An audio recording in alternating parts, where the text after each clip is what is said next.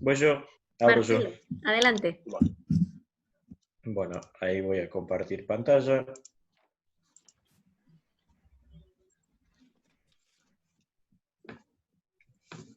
Ok, entonces empiezo. Buenas tardes a todos, ¿cómo están? Hoy me toca hablar de un tema bastante interesante, bastante conmovedor, podríamos decirlo, que se llama la paradoja de Abilene. Básicamente, la paradoja de Abilene es justamente una teoría propuesta por Jerry B. Harvey y empieza a explicar una situación, ¿sí? Una situación que puede suceder en la vida de cada uno, de cada una, en la vida diaria, ¿no? Y básicamente nos situamos en una reunión donde hay 4 personas, el marido, la esposa, el suegro del marido y la suegra del marido.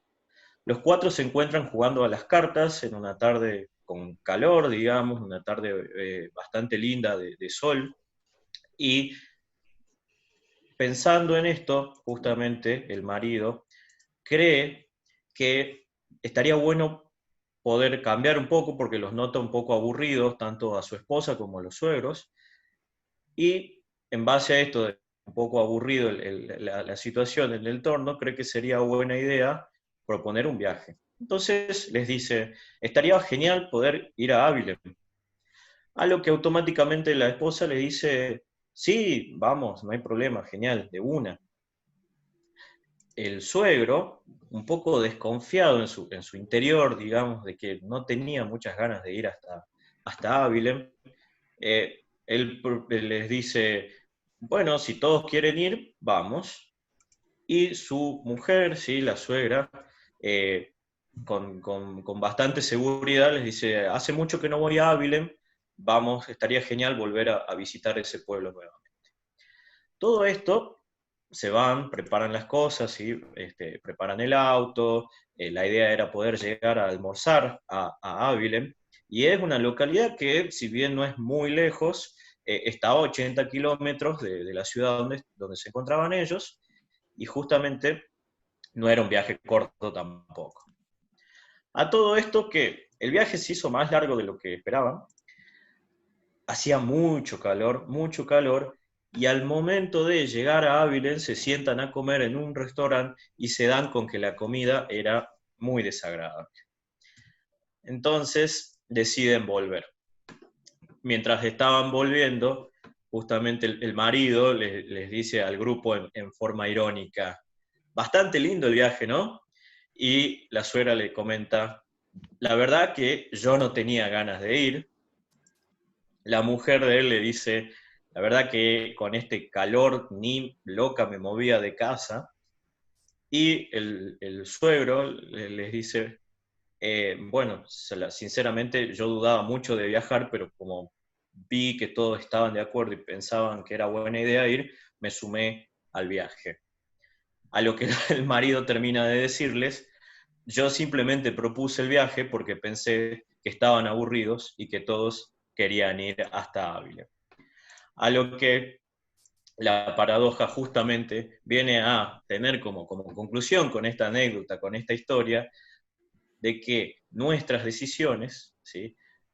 Muchas veces pueden ir en contra de las decisiones del grupo. Es decir, los pensamientos individuales de cada uno, las ideas individuales de cada uno, pueden estar en contra del pensamiento grupal, y no siempre el pensamiento grupal es el que nosotros queremos cumplir como individuos. Entonces, básicamente, podemos destacar que en la paradoja de Abilene, todos fueron a un viaje al que ninguno quería ir. Básicamente, esto es el planteo esencial de la paradoja de Abilene. Ahora, dos cuestiones súper importantes dentro eh, de esta paradoja, ¿ok? Que nos sirven como corolario para y relacionarlo, obviamente, con distintos aspectos de las ciencias y distintas situaciones de la vida. Vamos a ver que la paradoja de Abilene se puede aplicar a psicología social, ¿sí? Porque va de la mano con dos conceptos clave dentro de psicología social, que es el pensamiento grupal y la conformidad. ¿Qué es esto del pensamiento grupal? que siempre cada miembro de un grupo va a tratar de pensar lo más parecido, ¿sí?, a lo que espera que piense el grupo. Por más que yo tenga unas ideas diferentes a lo que creo que va a pensar el grupo, voy a amoldar esas ideas al pensamiento grupal, o lo que se conoce como groupthink. Y por otro lado tenemos la conformidad. ¿Qué quiere decir? Que voy a preferir, ¿sí?, cambio individual para poder adaptarme a la opinión del grupo como consecuencia de la presión que creo que me puede generar el grupo a mí. ¿A qué va todo esto? Básicamente que si el grupo piensa de una forma y yo pienso de otra forma distinta, voy a tratar de amoldarme a ese grupo porque me voy a dejar de sentir parte, y no hace falta que haya una presión del grupo en cuanto a lo físico, ¿sí? Pero el solo hecho de cambiar mi pensamiento, de cambiar mi idea, va de la mano con que estoy perdiendo prestigio dentro del grupo si pienso distinto. Entonces corro el riesgo de perder el apoyo del grupo. Esto en cuanto a psicología social, esto de que el grupo me da seguridad, ya sea física, emocional, económica, y formar parte de un grupo muchas veces es más importante que la satisfacción de un deseo individual. Por otro lado, en el mundo de los negocios es donde también se ve esta aplicación de la paradoja, y es súper interesante, porque un estudio, ¿sí?, que se realizó en Estados Unidos, donde analizó a 228 empresas y a través de distintas encuestas, de distintos cuestionarios que fueron haciendo en las empresas, se encontró que casi la mayoría de los directivos tenían muchas dudas sobre las estrategias que adoptaba su empresa, pero que preferían quedarse callados, preferían adaptarse a las estrategias de las empresas para no ir en contra de la idea general de las decisiones que tomaban desde la empresa. Por eso es que estos directivos subestimaban o no se detenían a pensar en el que muchos de los colegas que también formaban parte, ya sea del grupo del directorio de la empresa o eran compañeros de trabajo, no tenían en cuenta que también estaban preocupados. Entonces, para no ir en contra del grupo, preferían adaptarse a la idea, por más que sepan que esa idea no iba a resultar en el mundo de los negocios, que iba a resultar muchas veces en pérdidas para la empresa o inversiones innecesarias, preferían quedarse callados porque sentían que si se colocaban en contra de la idea de la empresa, podían quedar marcados o perder el apoyo del resto de los compañeros. La moraleja, básicamente, que en cuanto al mundo de los negocios, obviamente, es que muchas empresas, cuando realizan reuniones de directorio, de comité, y en las cuales no se está muy seguro de los resultados, ya sea por la falta de preparación de los miembros, es común que el que inicia la reunión, el líder de la reunión, ¿okay?, pregunte, ¿es que en esta reunión vamos a ir a Abilene? ¿Por qué? Porque básicamente quiere evitar esto de que se queden todos callados y que se amolden o se acoplen a la idea grupal, pensando que sus ideas o no son válidas o van a perder el apoyo de los compañeros del grupo, o que su idea no es lo suficientemente inteligente o lo suficientemente idónea para compartir. Y por último, lo encontramos en millones de ejemplos de la vida diaria. A mí la otra vez me pasó, bueno, no tan hace tiempo, antes de la cuarentena, nos juntamos un grupo de amigos y bueno, ¿qué vamos a hacer? Y un amigo planteó, bueno, vamos a bailar, salgamos al boliche, ¿sí?, salgamos a disfrutar de la noche. Entonces uno dijo, sí, perfecto, salgamos a bailar, hace mucho que no salgo. Otro, no hay problema, si es lo que todos quieren, vamos todos a bailar, qué sé yo. Terminamos saliendo a las 2 de la mañana y volviendo a las 3 porque ninguno quería ir, todos estaban aburridos, con frío, y terminamos yendo todos cuando ninguno justamente quería ir al boliche. Y se dio este ejemplo en la vida diaria, y seguramente todos pasamos por esto en algún momento. En conclusión, básicamente, de que las reuniones innecesarias y las opiniones guardadas son viajes a ninguna parte. Muchas gracias.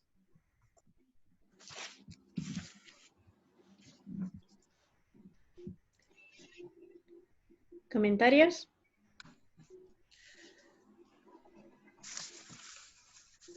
Espero que se haya entendido. No, quedó claro. Es más, el tema de que ahora el Power no haya estado tan cargado te hace prestar más atención a lo que hablan, digamos, a lo que va diciendo.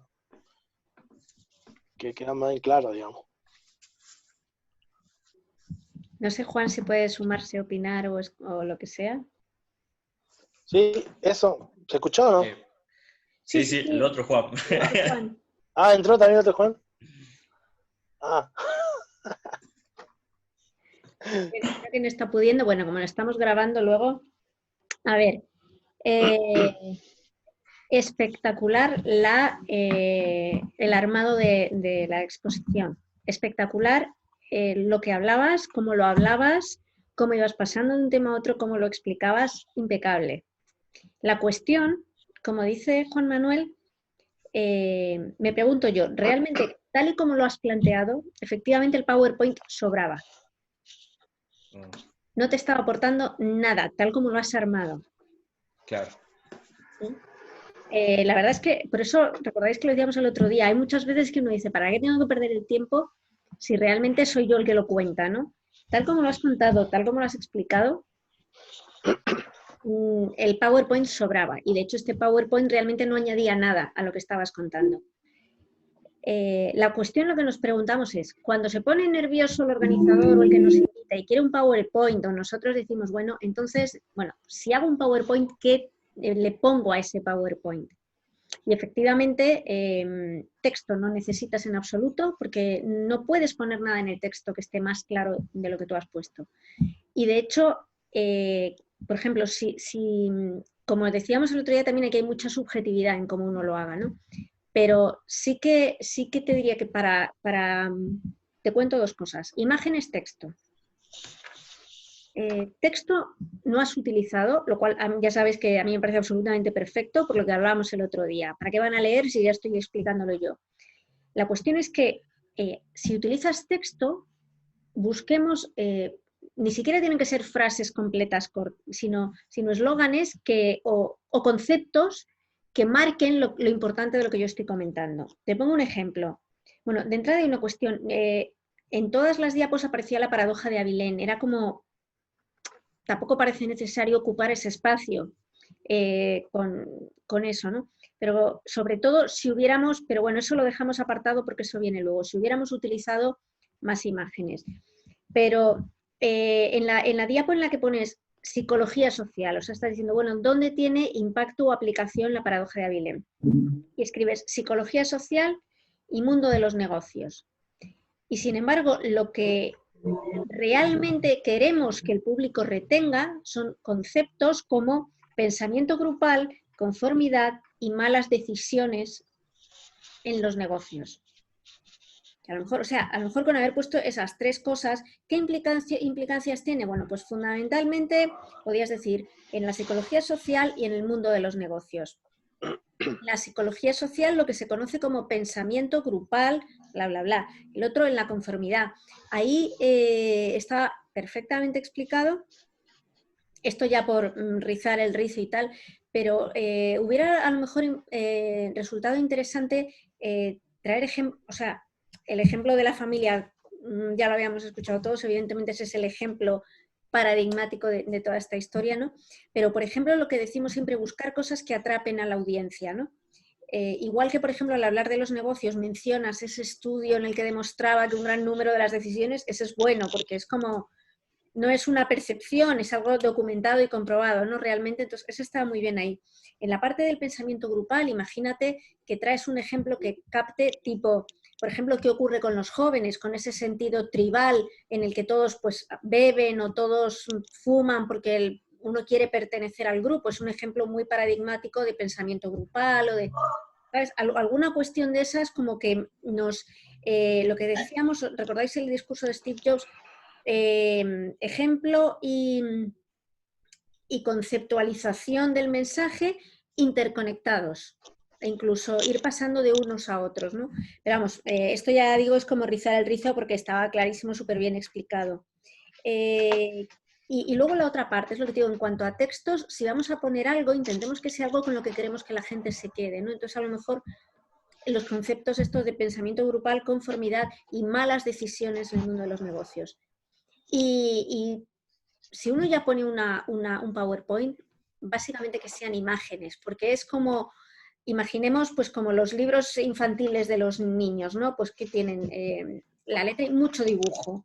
Y es que realmente eso es lo que gusta. Por ejemplo, imagínate que estás contando la historia de la familia y entonces a lo mejor en vez de poner viaje largo y tal, pones pues eso, un coche polvoriento en mitad de un desierto, ¿no? Un auto, perdón, en mitad del desierto, ¿no? Y entonces, mientras lo vas contando, vas diciendo, imaginen a esta familia 45 grados, yendo por el desierto, muertos de calor, 80 kilómetros hasta llegar a Belén y luego comen en un sitio. Imagínate que pones, pues eso, el típico diner, estos americanos súper cutres, súper tal, la comida pésima, les trataron fatal. O sea, como para que vayan visualizando esa historia que vas contando. Y luego, pues, por ejemplo, es al llegar al pensamiento grupal, pones yo qué sé, de esas imágenes, no sé si conocéis o si utilizáis, os pongo mi super página favorita de imágenes porque las hay de todo tipo, que es Pixabay, os lo mando por el chat. Pero, por ejemplo, una imagen de un montón de gente, o sea, de una reunión de negocios sencillamente con cara de aburridos y tal, decir, bueno, pues estas personas, o de aburridos, o de tal, probablemente estén pensando una cosa, pero nadie va a llevar la contraria. O sea, mientras estás contando eso, que uno vea una reunión de negocios ahí plantada, ¿no? Entonces, pero es lo que te digo, eso simplemente si uno realmente quiere utilizar el PowerPoint.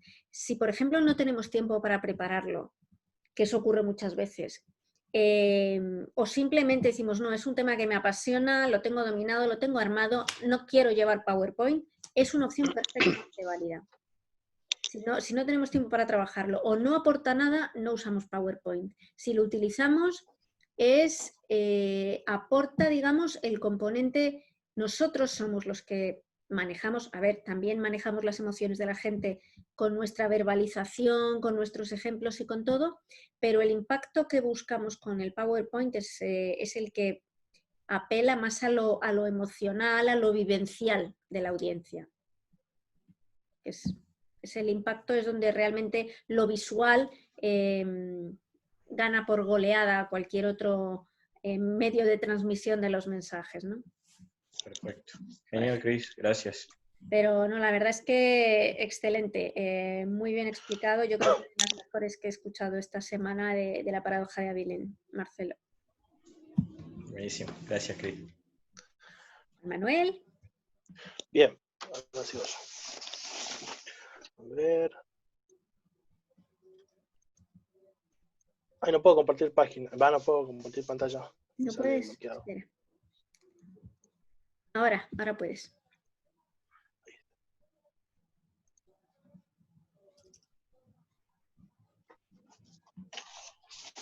Ahí está, ¿se ve? Perfecto. Listo. Bueno, vamos a hablar ahora de lo que sería la navaja de Occam. Bien, la navaja de Occam le pertenece a Guillermo de Occam, quien, ahí está, ahí, quien fue un franciscano, filósofo, lógico, escolástico inglés, oriundo de Occam, de Surrey, Inglaterra. Occam perteneció a la orden franciscana, de donde muy joven fue formado, primero por el convento franciscano de Londres y luego en Oxford. Si bien no terminó sus estudios en Oxford, escribió varias obras filosóficas y teológicas que dieron parte de lo que fue su reputación. A todo esto, Guillermo de Occam tuvo muchas ideas que fueron objeto de controversias. Es por eso que en 1324, en Aviñón, fue convocado por el Papa Juan XII, quien lo acusó de herejía y lo puso preso por 4 años, en donde sus estudios y enseñanzas eran investigados. Ahora, adentrándonos en lo que era la navaja de Occam, Guillermo decía que en igualdad de condiciones, en igualdad de condiciones tiene las mismas consecuencias. Disculpa. Podemos decir que en igualdad de condiciones tiene las mismas consecuencias las teorías más simples, que tienen más posibilidades de ser la correcta ante la compleja. Bien, esto implica que cuando dos teorías... Ay, estoy perdido ya. Disculpa. Ahí no. Siguiendo. En la ciencia, este principio se utiliza como una regla general para guiar a los científicos en el desarrollo de los métodos teóricos, más como un árbitro entre los modelos preestablecidos. En el método científico, podemos decir que la navaja de Ockham no se considera un principio irrefutable. Y ciertamente no es un método científico. La explicación más simple y suficiente es la más probable y no necesariamente la verdadera, según lo que sería el principio de Ockham. En ciertas ocasiones, la opción compleja puede ser la correcta. Su sentido es que en condiciones idénticas sean preferibles las teorías más simples. Otra cuestión diferente serían las evidencias que apoyan a esta teoría. Así pues, de acuerdo con lo que sería el principio, la teoría simple, pero de menor evidencia, no debería preferirse a una teoría más compleja, pero con mayores pruebas.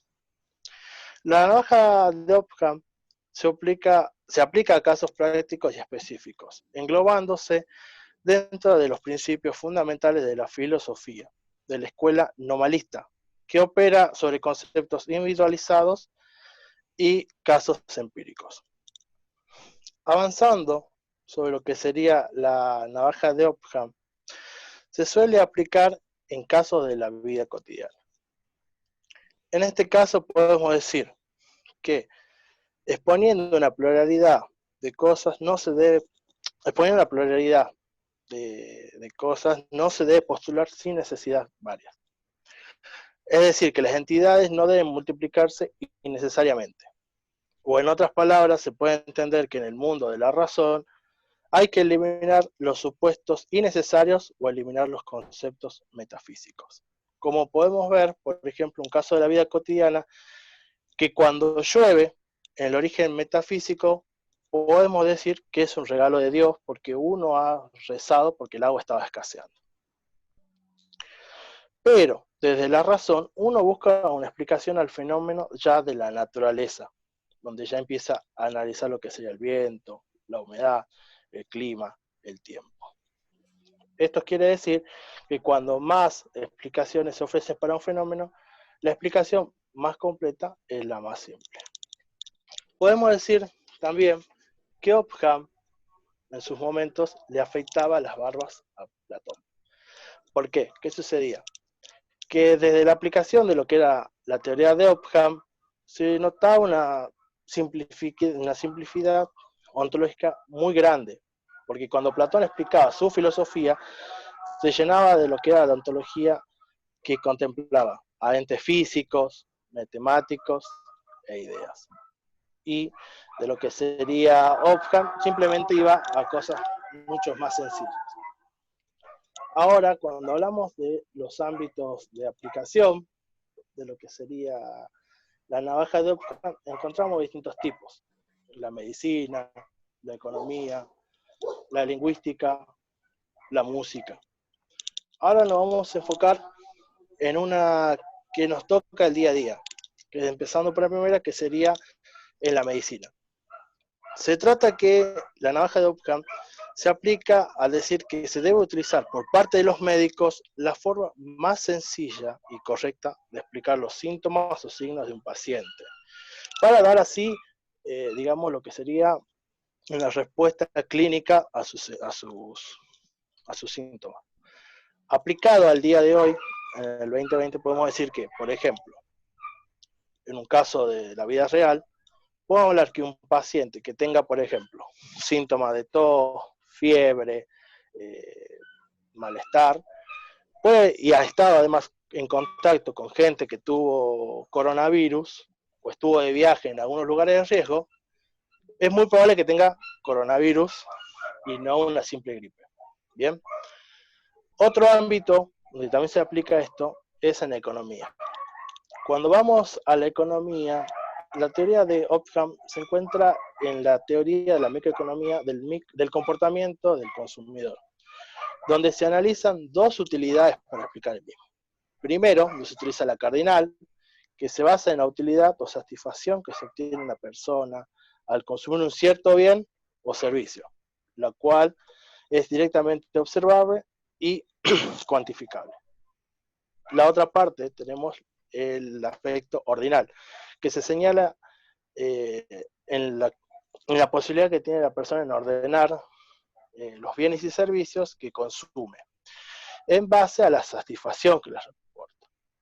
Ahora, para explicar el comportamiento del consumidor, se suele utilizar la última, la ordinal, que suele ser la explicación más fácil para dar una explicación a lo que sería el comportamiento.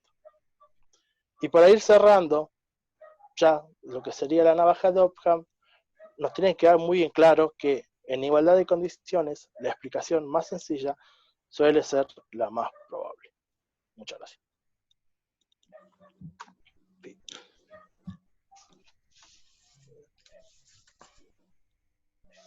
¿Cómo saco esto? Ahí está. ¿Comentarios? Yo quizá voy a hacer... No, estaba muy bueno el Power en la parte de los GIFs, como que me llamaban mucho la atención los GIFs. Platón, Creo que ¿verdad? Ahí. Platón ahí me emocionó, te diría. O sea, estaba muy bueno el PowerPoint, la verdad. Me gustó mucho la forma de interactuar con GIF y que quizás es mucho más tiene mucho más impacto que una imagen en sí, digamos. Como que vos decís, bueno, está moviendo la cabeza, debe ser importante lo que está diciendo, lo que tiene que aclarar en esa parte. Entonces, para mí va muy, muy bien con la imagen y el texto, como que reforzaba muchísimo esa imagen lo que querías decir. Lo que sí, noté como que en varias partes era tan técnico que para alguien que no domina los conceptos de filosofía, economía o bueno, no sé, la parte de leyes y demás, se complicaba un poco el entender, digamos, al principio que era, sí después quedaba mucho más claro con los ejemplos al final y con el corolario de todo, ¿no? De decir la frase de que la explicación más sencilla en igualdad de condiciones es la correcta. Pero al principio hasta inclusive, digamos, era tan técnico que parecía una lección que parecía que inclusive estabas leyendo algunas cuestiones que vos mismo no entendías, digamos. Entonces, Claro. ahí se complicaba un poco, entonces digo, bueno, capaz que era explicarlo un poco más con tus palabras y ahí ya entendiéndolo vos era mucho más fácil que se entienda desde nuestra parte. Eso creo que son, claro, eso serían las Opino dos lo mismo. cuestiones. Así que a mí. Sí. Así que está bien. Pero, mirá, respecto al Power, yo quise hacerlo GIF todo completo para que se mueva, sea más dinámico. Pero no conseguí las imágenes, digamos. Entonces, pero sí conseguí imágenes puntuales. O sea, estas están buenas porque estas van a llamar la atención y van a completar, digamos. Pero bueno, no llegué a completar. Bueno, yo con el tema de los GIFs diría que como todo en esta vida, la virtud está en el punto medio. Los GIFs, o sea, es como todo, es como, imaginaos una presentación en la que pones 4 vídeos, o sea, demasiado. Una presentación con muchos GIFs también resultaría cargante, porque son elementos que cuando los usas ocasionalmente llaman mucho la atención. Pues eso, por ejemplo, estás hablando de la lluvia y tal, y ese quedaba bien. El de Platón era muy pertinente y le podías haber sacado incluso más jugo, porque realmente yo de hecho el de Platón lo hubiera pasado delante después de explicar quién era Occam, porque decir, bueno, ¿y qué tiene que ver esto de la navaja? Pues porque cortaba las barbas de Platón, es decir, como que Platón se complicaba mucho, que tenía muchas teorías, decía muchas cosas que eran totalmente superfluas e innecesarias. Entonces, en ese contexto, ver a Platón ahí hablando sin parar y explicar por qué Occam decía a este le corto porque es un pesado y dice muchas cosas que no hacen falta, entonces tenía todo el sentido ese GIF, ¿no? Pero Claro. a lo mejor, o sea, y lo impactante del GIF es cuando es puntual. Si fuera una presentación cargada de GIFs, distraería mucho. Eso no sé si lo comenté en este grupo o en algún otro, pero, o sea que mejor que no encontraras las imágenes, pero, qué suerte, qué suerte. Pero no sé si ¿qué iba a decir de esto? Algo que comenté el otro día hablando de los, no sé, se me ha ido. Bueno, que sepas que he sido yo creo que de los pocos que ha dejado claro que dentro de la navaja de Occam era lo de la igualdad de condiciones. Eso no te creas que lo he escuchado tanto esta semana y era uno de los puntos claves del enunciado.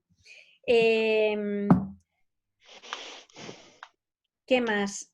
Estoy de acuerdo también con Marcelo, efectivamente ha habido puntos, o sea, estaba bueno, yo recuerdo cómo fue el anterior y este era incomparablemente mejor que el anterior.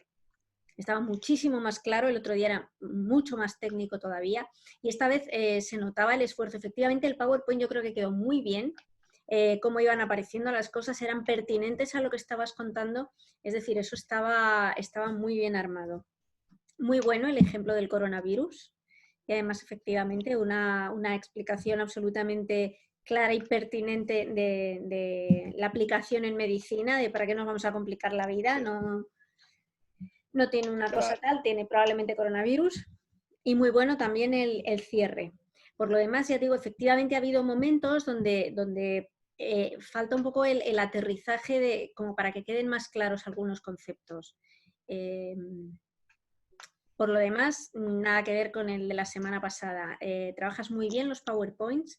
Como digo, no sé si que no nos tenemos por qué sentir obligados a sobrecargar en un sentido u otro. Ya digo, lo llamativo de aquí es lo que llama la atención, lo que es distinto de lo habitual, lo que... Claro. ¿Ok?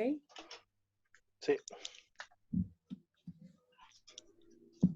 No sé, Juan, si está el otro Juan. ¿Cuándo? Juan, uno. A ver. Ah, sí está conectado. Está conectado, pero debe tenerlo complicado.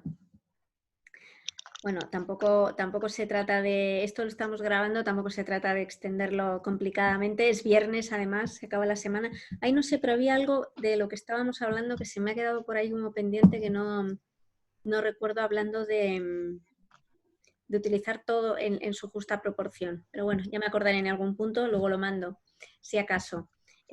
¿Cómo habéis sentido los cambios o el retoque respecto a la semana anterior? ¿Os resultó más sencillo que partir de cero, imagino? ¿Dónde tuvisteis los mayores problemas? Empiezo. Yo en lo personal, ahora me sentí un poco más libre por el hecho de saber que no tenía un límite de tiempo. Entonces, o sea, podía, como quise, organizarme según lo que yo consideraba que iba a entrar y que podía y que relacionaba, todo este tipo de cosas. Entonces, me sentí más cómodo ahora para armarlo. Por eso hubo quizás más contenido y más orden a la hora de exponerlo, y también más ejemplos como para poderlo bajar a la realidad, a la aplicación diaria o en las aplicaciones de distintas ramas. Para mí estuvo mucho mejor, me sentí más cómodo ahora.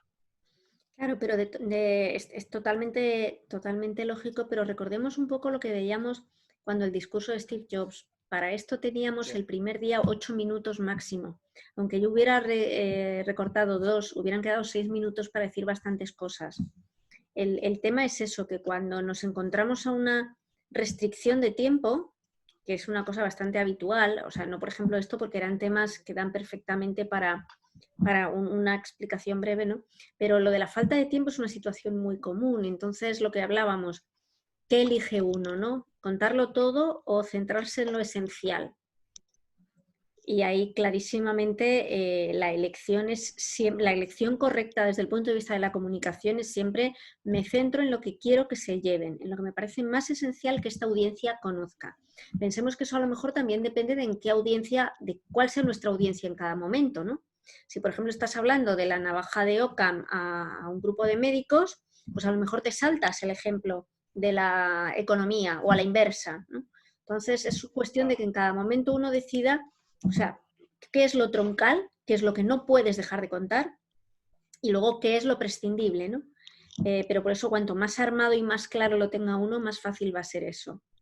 pero evidentemente ahora dentro de lo que son las prácticas y dentro de lo que son las pruebas con PowerPoint, evidentemente la tranquilidad de no tener ahí el tiempo cronometrado, imagino que ayudó.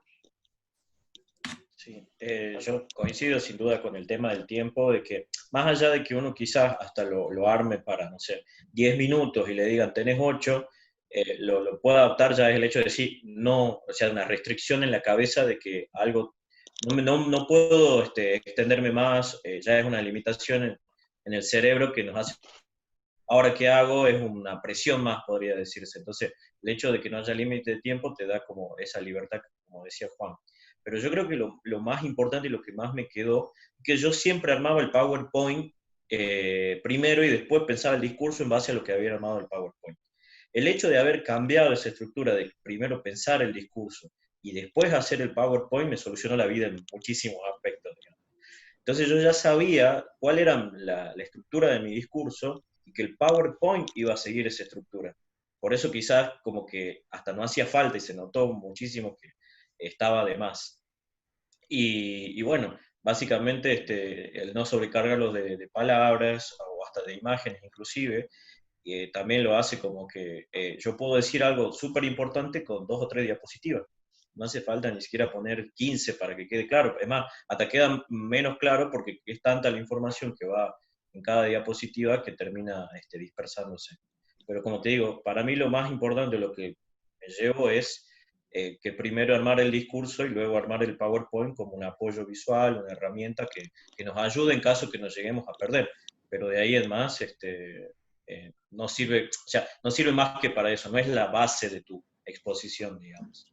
Exacto, es un accesorio, es un complemento. Entonces, si va a mejorar el resultado final, se usa. Si no, el problema es eso, que hoy día es tan ubicuo, se da por hecho que uno tiene que utilizarlo, que realmente a veces nos juega en contra, ¿no? Totalmente. No sé A mí, tomando algo de lo que dijo Marcelo, la vez pasada cuando armé la presentación, digamos, yo iba haciendo la presentación y el Power a la vez. Ahora no, hice al revés, hice toda la presentación, el texto, y recién armé el Power. Y ahí fue cuando te das cuenta que no necesitas tantas cosas como para explicar. Exacto, y hay una cuestión también a tenor de lo que decía Marcelo, que es completamente cierta. Cuando lo haces después, lo que haces es efectivamente no sobrecargarlo con diapos innecesarias. Entonces, ¿qué ocurre? Que incluso a veces, eso lo hemos hablado también en otro de los grupos porque se dio, ¿no? Entonces uno dice, bueno, pues como aquí no necesito nada, dejo puesta la diapositiva anterior. Entonces, eso a veces lo que hace es que la gente, o sea, como que se queda una diapo un rato cuando tú estás cambiando de tema y ha sido porque realmente no necesitas nada. Un comunicador profesional lo que hace en esos momentos es poner una diapo en blanco o en negro o en un color liso. Y entonces, ¿ya qué estás transmitiendo? Ahora no hay nada que hacer más que escucharme a mí. ¿De acuerdo? Porque pensemos eso, el PowerPoint o es un apoyo o es una distracción. Es así como tenemos que abordar el diseño de cada una de nuestras diapositivas. Entonces, o lo hago de forma que realce lo que digo o molesta. Entonces, por ejemplo, está muy bien, estás hablando de Guillermo de Ockham y de que es un señor, está muy bien ese encuadre previo que hiciste de la época, de cómo era un filósofo bastante cuestionado porque se oponía a la ortodoxia del momento y tal. Entonces, todas esas imágenes de la abadía, del retrato de Guillermo de Ockham, etcétera, todo eso estaba muy bien, ¿no? Entonces, ahí sí que efectivamente el ver la imagen te ubica en ese momento en el cual se formuló eso. Entonces, ahí aporta. Por eso, pero la De cuestión... hecho, Sí. ahí, Cris, como para agregarte, cuando estaba armando el PowerPoint, una vez que lo terminé, digamos, no lo exporté como si fuera un PowerPoint, sino como ya fuera la presentación hecha, como un video. Y haciendo clic derecho, hay 2 opciones, una que dice poner todo en negro o poner todo en blanco, digamos. Así después desactivas esa función y volvés a la diapositiva, en base a lo que vos decías, de que es mejor dejar todo en blanco y que, bueno, preste mi atención a mí o en negro, para que no se distraigan con una diapositiva vieja. Exacto. Está bueno eso. No la sabía. Sí, yo lo descubrí hoy. Ah, Sí, yo lo descubrí hoy y justo que lo dijo Cris dije, por eso lo pusieron, digamos. todo tiene sentido. Claro. Para no estorbarnos, para no estorbarnos. Sí, sí, pero por eso ya, tío, a mí me parecía muy importante, lo hablaba hoy con otro equipo, digo, aquí en estas sesiones estamos rizando el rizo, porque realmente todos tenéis experiencia hablando en público, o sea, no se trataba de, pues eso, el típico grupo, las típicas personas que es que sufren mucho, no es eso, aquí estamos ya llegando a otro nivel. Entonces me parecía interesante trabajar el tema del PowerPoint porque lo que os decía el otro día, es increíble la cantidad de espacios altamente profesionales donde ves los peores PowerPoints del mundo entero. Y sobre todo ya no es que sean malos y qué tal, es que la persona que los usa está saboteándose a sí misma, está saboteando su propio acto de comunicación. Entonces, no, utilicémoslo para lo que está concebido y ya está. Y cuando no haga falta, no hace falta. Tranquilamente. Perdón que interrumpa, solo para decirte que Juan me pide si lo puedes subir al grupo, la grabación, para que lo pueda ver, porque parece que está todo el día sin ningún tipo de conexión y que apenas tiene el WhatsApp. Que pide muchas disculpas a todos. No, no, sin problema. Y además eso, Natalia, si quiere, que también está teniendo problemas. Hoy parece que la tecnología nos sabotea también. Sin problema, que lo suban si quieren. ¿Qué más? Ah, bueno, paso a contaros, que creo que no lo hemos hablado, lo que vamos a hacer la próxima semana, ¿no? ¿Lo he contado? No lo he contado. No, va, no sé. Va a ser el fin de fiesta espectacular de este primer ciclo, aparte de que el próximo día os contaré los planes espectaculares para después. Vamos a cerrar con lo que mucha gente piensa que es el primer paso cuando uno hace un curso de oratoria, pero que en realidad es el final, que es trabajar el tema de la expresividad en la cámara y todo, ante la cámara y todo lo demás. Es decir, vamos a hacer un unboxing. ¿Alguien sabe? ¿Alguien vio? ¿Alguien hizo? Sí. Que nos llega a la caja y decimos, oh, me tocó esto. Abrir, digamos, la caja. Exactamente. En el papelito os voy a pasar 3 enlaces. Uno de ellos es un artículo de prensa sobre la psicología detrás del unboxing, porque genera ese nivel de empatía entre la persona que está contándolo a la cámara y quien lo está viendo. Tuvieron mucho éxito hace unos años. Luego os voy a pasar 2 ejemplos de unboxing. Uno es un unboxing no tan real, es corporativo, una persona de la propia empresa muestra el producto, el celular y demás. Y digo que no es representativo porque está hecho con varias cámaras, le enfocan la mano y demás, pero es una manera de contar hasta qué punto ese tipo de exposiciones del producto son mucho más cercanas que el anuncio clásico de un comercial clásico de toda la vida. Y lo otro sí es un ejemplo de unboxing, de los que hay miles en internet, en particular es de maquillaje, pero sobre todo lo que es más próximo a lo que vamos a hacer, que es nosotros y la cámara de la computadora, sencillamente, ¿no? ¿Cuál es la cuestión aquí? Evidentemente, pues que fijaos que lo que hacen los youtubers en ese caso es compartir en tiempo real lo que están haciendo y lo que están sintiendo con su público. Y además empatizando. Están solos en su habitación o en el sitio donde lo hagan y están hablando con esa energía, con ese entusiasmo, porque realmente están, lo que hablamos siempre, concentrados en transmitir a las personas que están al otro lado sus sensaciones, sus impresiones en tiempo real. Por eso es muy poderoso como ejercicio de comunicación. ¿Sí? Genial. Porque aquí a veces eso, cuando efectivamente estamos haciendo una exposición en grupo, parece como muy formal o, no sé, casi medio académico. A veces eso no, eso se trata de jugar, pensar que efectivamente tenemos un montón de followers y que les estamos contando lo que estamos sintiendo, viviendo y apreciando en ese momento y compartiéndolo con esa audiencia infinita de personas a las que no estamos viendo.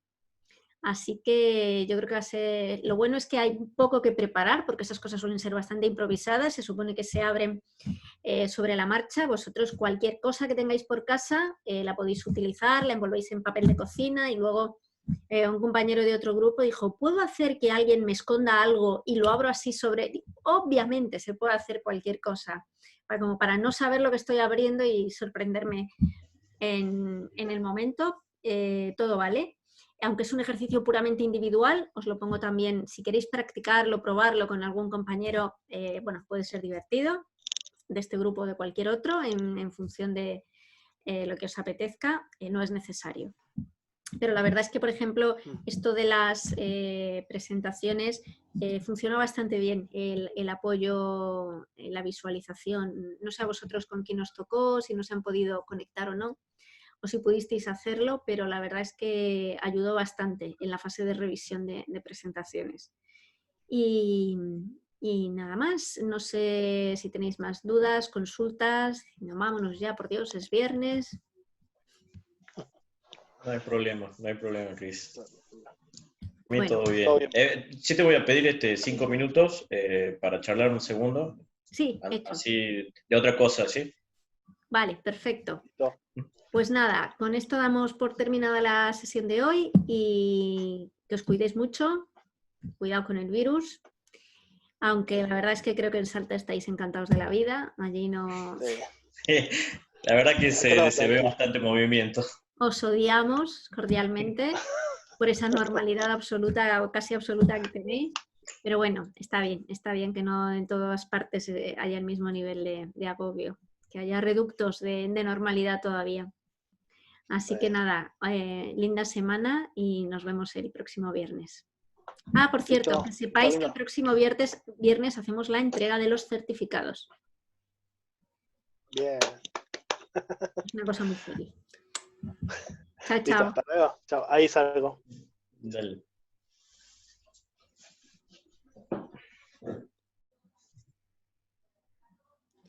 Mira. Listo. Listo. Ya dejó de grabar, ¿no? Sí. Espera un segundito.